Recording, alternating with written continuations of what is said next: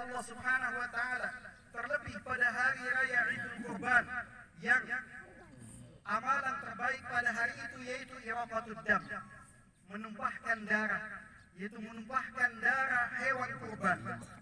Dan ketahuilah bahwasanya daging ataupun darah itu tidak akan pernah sampai kepada Allah Subhanahu wa taala, sebagaimana firman-Nya di dalam surat Al-Hajj ayat 37.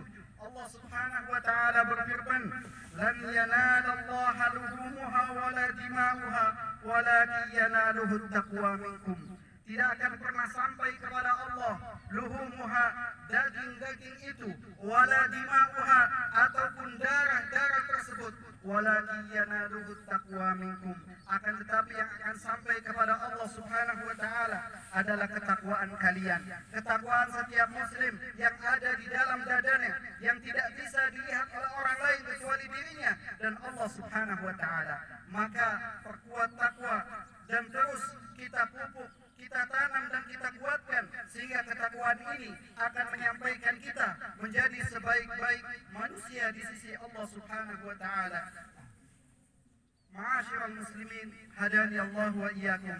Allahu akbar, Allahu akbar, Allahu akbar, Allahu akbar walillahil hamd.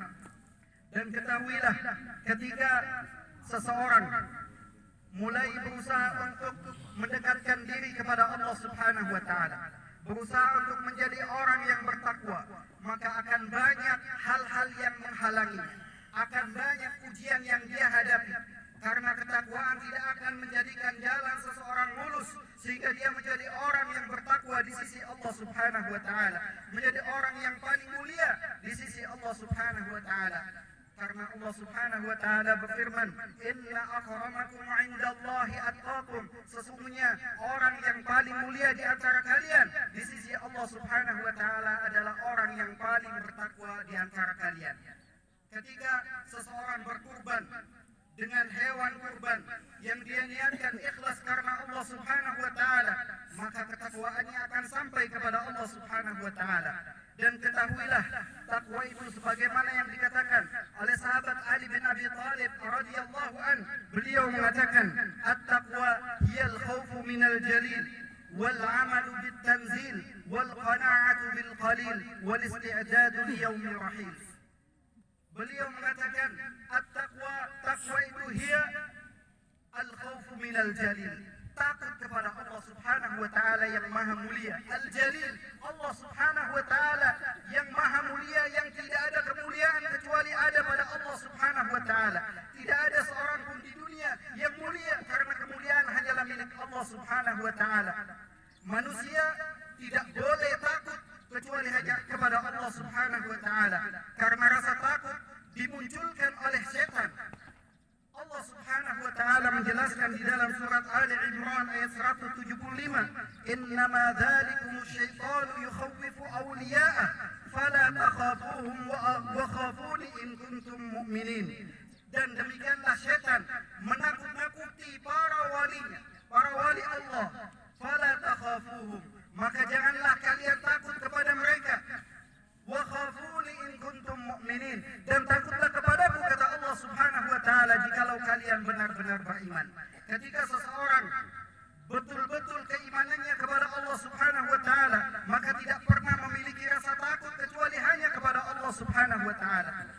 Ada pun rasa takut tabii, rasa takut ketika seseorang takut terhadap binatang buas, maka ini adalah takut yang biasa, yang seseorang tidak dicela. Akan tetapi ketika seseorang merasa takut dengan adanya setan, genderuwo ataupun kuntilanak, ataupun perasaan takut-takut yang muncul tanpa sebab, maka ini harus dibuang jauh-jauh. Janganlah kita pernah takut kecuali kepada Allah Subhanahu wa taala. Dan di zaman sekarang banyak orang yang lebih takut kepada selain Allah Subhanahu wa taala, padahal Allah Subhanahu wa taala sangat keras siksanya. Hanya Allah Subhanahu wa taala yang bisa mengadab kita di neraka nanti, memberikan nikmat ataupun adab di akhirat nanti. Maka kita tidak perlu takut kepada siapapun, karena kita hanya takut kepada Allah Subhanahu wa taala, karena ini merupakan konsekuensi takwa kita kepadanya. Allahu akbar, Allahu akbar, Allahu akbar, Allahu akbar walillahil hamd. Ma'asyiral muslimin, hadani Allah wa iyyakum. Kemudian kata beliau radhiyallahu an, wal amalu bit tanzil, dan beramal dengan apa yang diturunkan oleh Allah Subhanahu wa taala. Al-Qur'an yang diturunkan oleh Allah Subhanahu wa taala kepada nabinya Nabi Muhammad sallallahu alaihi wasallam, yang kemudian disampaikan kepada para sahabatnya, ditafsirkan oleh Rasulullah sallallahu alaihi wasallam, diamalkan oleh Rasulullah sallallahu alaihi wasallam di hadapan para sahabatnya, sehingga para sahabat melihat bagaimana Rasulullah sallallahu alaihi wasallam mengamalkan Al-Qur'an, mengaplikasikan Al-Qur'an dalam kehidupan dunia. Dan Rasulullah sallallahu alaihi wasallam memberikan bimbingan, memberikan petunjuk kepada umatnya, termasuk kepada kita semua. Maka ketahuilah, untuk beramal dengan Al-Qur'an tidak cukup hanya dengan Al-Qur'an, namun perlu dengan sunnah Nabi sallallahu alaihi wasallam, yang tidak akan mungkin Al-Qur'an bisa dipahami kecuali dengan sunnah Nabi sallallahu alaihi wasallam. Dan ketahuilah, ketika seseorang beramal tanpa dalil, tanpa perintah dari Allah Subhanahu wa taala ataupun perintah dari Nabi sallallahu alaihi wasallam, maka amalnya akan menjadi sia-sia. Perhatikan sabda Nabi sallallahu alaihi wasallam, "Man 'amila 'amalan laisa 'alaihi amruna fa huwa rad." Barang siapa yang beramal dengan satu amalan yang tidak pernah kami perintahkan, maka amalannya tertolak. Sebanyak apapun kita beramal, selelah apapun kita melakukannya, maka tidak akan pernah diterima oleh Allah Subhanahu wa taala ketika amal kita tidak diperintahkan oleh Allah Subhanahu wa taala, ketika amal kita tidak dicontohkan oleh Nabi sallallahu alaihi wasallam.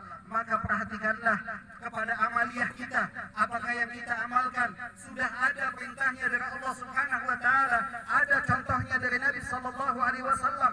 Karena bukan hanya karena mengikuti kebanyakan orang yang hanya ikut-ikutan, tidak mengetahui perintah agama, maka dia akan tersesat dan semakin jauh dari agamanya. Maka perhatikan amal-amal kita, apakah diperintahkan oleh Allah Subhanahu wa taala dan juga dicontohkan oleh Nabi sallallahu alaihi wasallam. Allahu akbar, Allahu akbar, Allahu akbar, Allahu akbar walillahil hamd. Ma'asyiral muslimin, hadani Allah wa iyyakum.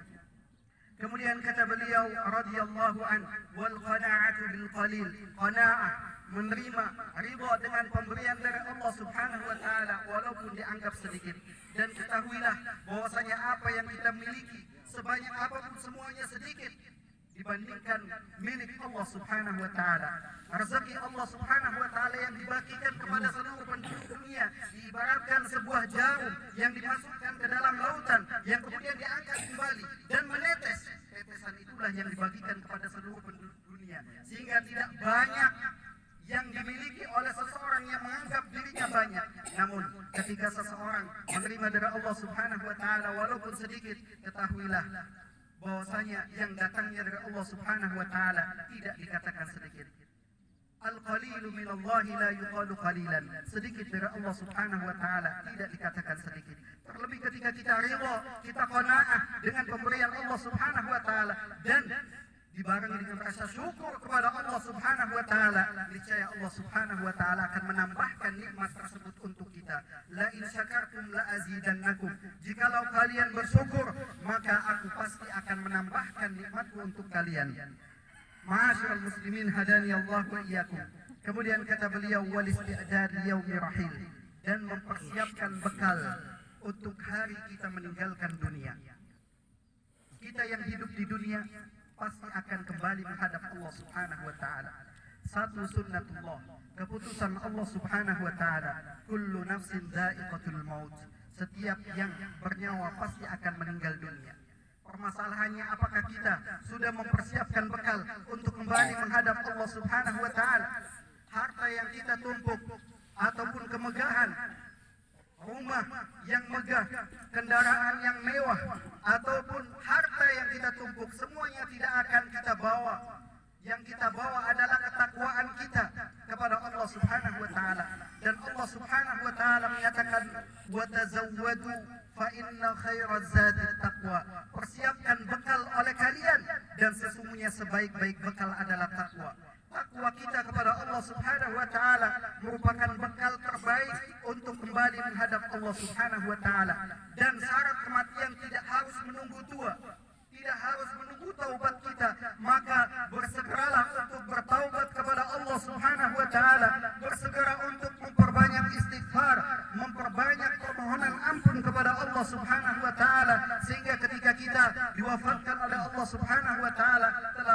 dari dosa-dosa, dan Allah Subhanahu wa taala mengampuni kesalahan dan dosa-dosa kita. Allahu akbar, Allahu akbar, Allahu akbar, Allahu akbar walillahil hamd. Ma'asyiral muslimin wal muslimat, hadani Allah wa iyyakum. Bagi para wanita, ibu-ibu ataupun anak-anak, hendaklah selalu berusaha untuk meningkatkan takwanya kepada Allah Subhanahu wa taala.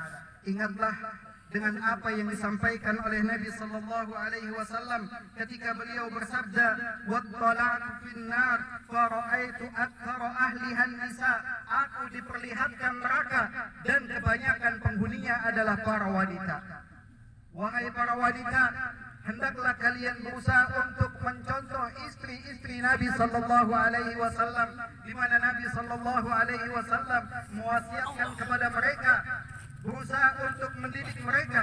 Dan juga Nabi sallallahu alaihi wasallam bersabda ketika beliau melaksanakan salat Idul Fitri ataupun Idul Adha, ketika Nabi sallallahu alaihi wasallam melewati para wanita, Nabi sallallahu alaihi wasallam menyampaikan kepada mereka, "Ya ma'syarun nisa, tasaddaqna." Wahai para wanita, bersedekahlah, perbanyak sedekah. Ketika Nabi sallallahu alaihi wasallam menyampaikan hal itu bukan tanpa alasan. Beliau sallallahu alaihi wasallam melanjutkan, "Fa inni uritukunna aktsara ahlin nar." Sesungguhnya aku diperlihatkan bahwasanya sebanyak-banyak penghuni neraka adalah di antara kalian, yaitu para wanita. Sehingga para wanita bertanya, "Faqulna ya Rasulullah." Wahai Rasulullah, fabima? Kenapa wanita menjadi kebanyakan penghuni neraka?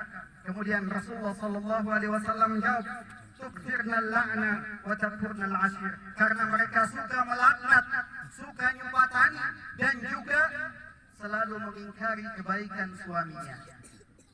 Ma'asyiral muslimat, hadani Allah wa iyyakum. Janganlah kalian menganggap suami kalian sebagai orang yang paling terburuk, karena kenyataannya mereka adalah orang yang membimbing kalian, dan surga serta neraka kalian ada di bawah ataupun ada pada suami-suami kalian. Oleh karena itu, hendaklah kalian berusaha untuk memperbaiki muamalah ataupun sikap kalian kepada suami kalian. Jangan sampai kalian termasuk ke dalam golongan seperti yang disabdakan oleh Nabi sallallahu alaihi wasallam, dan perbanyak sedekah, perbanyak amal saleh, sehingga Allah Subhanahu wa taala menerima ibadah kalian. Mudah-mudahan Allah Subhanahu wa taala menerima ibadah kita semua. Innallaha wa malaikatahu yusholluna 'alan nabi ya ayyuhalladzina amanu shallu 'alaihi wa sallimu taslima. Allahumma shalli wa sallim wa barik ala nabiyyina Muhammad wa ala alihi wa sahbihi ajma'in. Allahumma ighfir للمسلمين والمسلمات والمؤمنين والمؤمنات الأحياء منهم والأموات إنك سميع قريب مجيب الدعوات. اللهم إنا نسألك الهدى والتقى والعفاف والغنى. اللهم إنا نسألك الهدى والتقى والعفاف والغنى. اللهم إنا نسألك الهدى والتقى والعفاف والغنى. ربنا ظلمنا أنفسنا وإن لم تغفر لنا وترحمنا لنكونن من الخاسرين. ربنا آتنا في الدنيا حسنة وفي الآخرة حسنة وقنا عذاب النار. وصلى الله على نبينا محمد وعلى آله وصحبه أجمعين. الحمد لله رب العالمين. الله أكبر الله أكبر.